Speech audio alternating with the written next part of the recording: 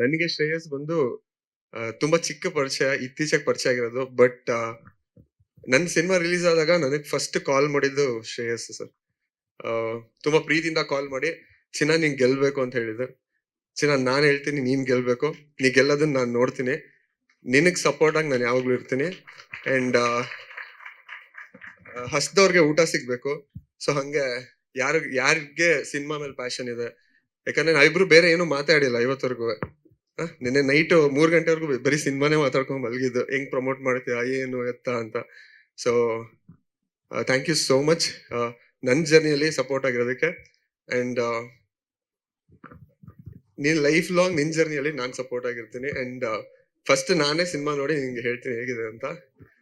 ತುಂಬಾ ಹಾನೆಸ್ಟ್ ಆಗಿ ಟ್ರೈ ಮಾಡಿದಾನೆ. ಒಳ್ಳೆ ಫೈಟರ್, ಒಳ್ಳೆ ಡ್ಯಾನ್ಸರ್, ಒಳ್ಳೆ ಆರ್ಟಿಸ್ಟ್. ಸೊ ನೀವೆಲ್ರೂ ಹೊಸಬ್ರಿಗೆ ಒಂದ್ ಎಕ್ಸ್ಟ್ರಾ ಪುಷ್ ಬೇಕಷ್ಟೇ. ಸೊ ಇಲ್ಲಿ ಪ್ರತಿಯೊಬ್ರು ಆ ಒಂದ್ ಎಕ್ಸ್ಟ್ರಾ ಪುಷ್ ನ ಕೊಡಿ. ಆಮೇಲೆ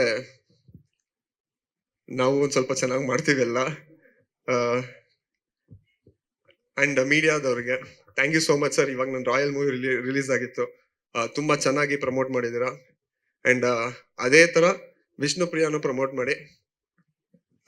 ನಿಮ್ ಯಾರಿಗೂ ಬೇಜಾರಾಗ್ದಿರ ಅಂತ ಮೂವಿ ಮಾಡಿರ್ತಾನೆ, ಯಾಕಂದ್ರೆ ಅಷ್ಟು ಪ್ಯಾಷನೇಟ್ ಆಗಿ ವರ್ಕ್ ಮಾಡಿದಾನೆ. ನಾ ಒಂದ್ಸಲ ಶ್ರೇಯಸ್ಸಿಗೆ ಕೇಳಿದ್ದೆ, ಸ್ಟೇಜ್ ಮೇಲೆ ನಿಂತ್ಕೊಂಡ ಏನೋ ಎಮೋಷನಲ್ ಆಗಿ ಹೇಳ್ತಾ ಇದ್ದೆ ಲಾಸ್ಟ್ ಟೈಮ್ ಅಂತ. ಅಷ್ಟು ವರ್ಕ್ ಮಾಡಿದೀನಿ ಮಗ ಅಂತ ಹೇಳ್ತಾ ಇದ್ದ. So I can understand that. ಒಳ್ಳೇದಾಗ್ಲಿ ಮಗ ನಿಂಗೆ. I wish you all the best. And K Manju sir, Vishnu ಸರ್ನ ಯಾವಾಗ್ಲೂ ಐ ಮೀನ್ ರೋಲ್ ಮಾಡೆಲ್ ತರ ತಗೊಂಡಿದ್ದಾರೆ. ಸೊ ನೀನು ವಿಷ್ಣು ಸರ್ ತರನೇ ಬೆಳಿ ಕನ್ನಡ ಇಂಡಸ್ಟ್ರಿಯಲ್ಲಿ. ಥ್ಯಾಂಕ್ ಯು ಮಗ.